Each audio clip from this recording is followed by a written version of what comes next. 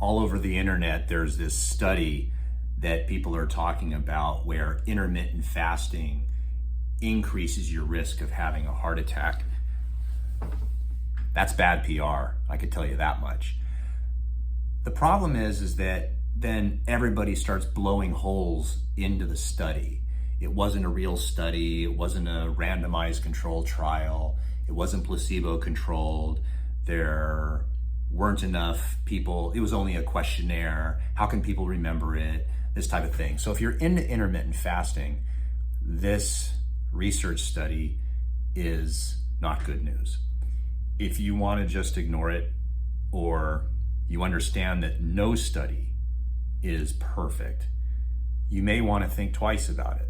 Now, many people find that intermittent fasting works for them because they're out of control. Their weight is out of control. Their blood pressure is out of control. Their blood glucose is out of control. Everything is going wrong. And intermittent fasting is just a fancy way for many people of just saying skip breakfast. A lot of my patients do intermittent fasting. And when I ask them, well, what do you mean by that? Well, I just don't eat breakfast. Well, what time do you eat? Well, noon, and then they eat a snack and then maybe dinner later on. So they're eating their normal food, they're just omitting one breakfast a day. So one meal a day. And there's a number of benefits from that, of course. Number one, whatever your breakfast was, whether it was 700, 800 calories, you're not putting in your mouth. So right there, you're gonna lose weight. Number two, it gives your body a break from digesting. Some people eat from the moment they wake up to the moment they go to sleep, and they just keep eating. And their pancreas has no ability to recover and rest. The pancreas secretes 3 hormones. The obvious one that we know about is insulin, but the one that most people don't know about is glucagon. And what happens is when you do not eat, when you haven't eaten any calories whatsoever, your pancreas is going to want to try to increase the glucose levels in your blood because your glucose levels are going down. So the glucagon will go to the fat cells, break them down, produce glucose so that your brain has energy, so that your heart can function, so that your muscles can contract, so that you maintain a normal blood glucose level. You certainly wouldn't want to have a glucose range in the 50s, but you don't want a glucose range in the 200s. You want it to be normal and healthy. Well, if you don't eat, your blood glucose levels will slowly go down. Glucagon, secreted by the pancreas, will maintain it and bring it back up to a normal level. For many people, their pancreas hardly ever secretes that hormone. That's a problem because your pancreas is never getting a rest. So in this response, intermittent fasting is a good thing. The problem is, like most diets, we're going to find that there's some consequences of doing things. Just like if you just eat vegetables or you're a fruitarian and you just eat fruits, there's going to be potentially some health consequences of doing that. Just like if you eat nothing but meat or nothing but fat, there are health benefits and consequences. This study, unfortunately, shows that there's a potential risk. Now, what's interesting about intermittent fasting is when I was a kid, there was no such thing as intermittent fasting.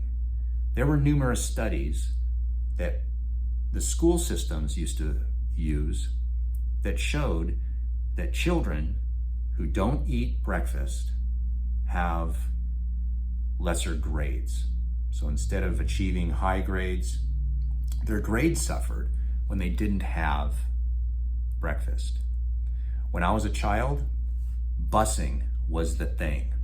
They would take kids from poor neighborhoods and get them up early and bus them to schools where there was a more affluent area to try to intermingle and mix kids of different races, different religions, diversity, believe it or not, we've been trying to become diverse for a long time.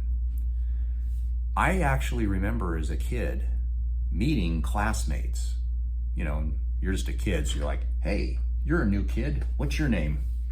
You know, and they would state their name. Say, hey, all right, well, you want to play basketball? You want to play? Let's go play. You know, you just play with kids. You didn't think much of it.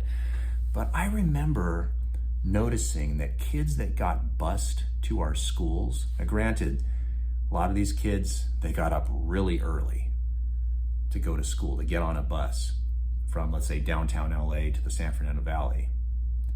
A lot of them didn't eat breakfast. Some kids were poor. Some kids just didn't have time. But the point is that these kids didn't realize it. They were doing intermittent fasting. You can't take skipping breakfast and just call it intermittent fasting. That's, just because you call it something that sounds scientific doesn't mean it's scientific. Intermittent fasting, let's just call it what it is, eating less often. You just don't eat one meal. What's stopping us from eating breakfast and lunch and then not eating for the rest of the day? You can call that intermittent fasting too. People don't seem to like that. They like the idea of postponing breakfast because some people just aren't hungry for breakfast. And if you're not hungry, don't eat. But it's an interesting topic that breakfast could be not the most important part of the day, but should be part of the day.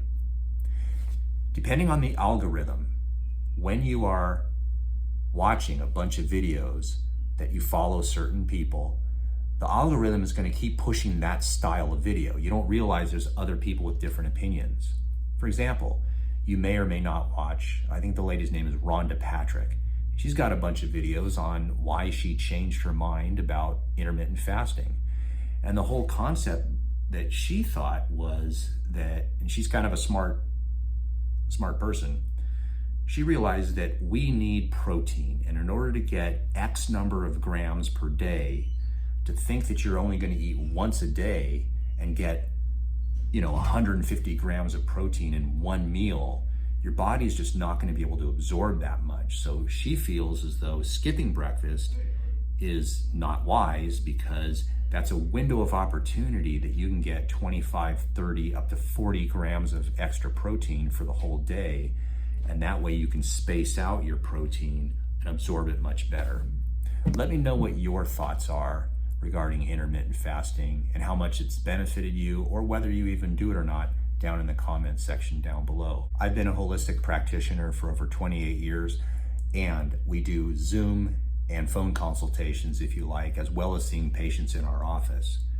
As a doctor of chiropractic, I not only treat the spine, the extremities, muscle problems, tendon problems, ligament problems, all these orthopedic problems, but we do try to help people naturally, holistically, with dietary changes, lifestyle modifications to create a situation where someone is totally healthy.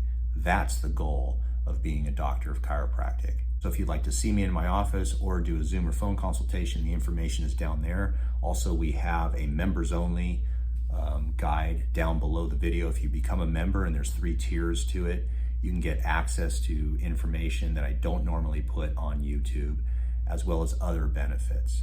And if you want to try to lower your blood pressure naturally, I have a free video right here that's a complete guide to how to lower your blood pressure naturally. So go ahead and watch that video right now.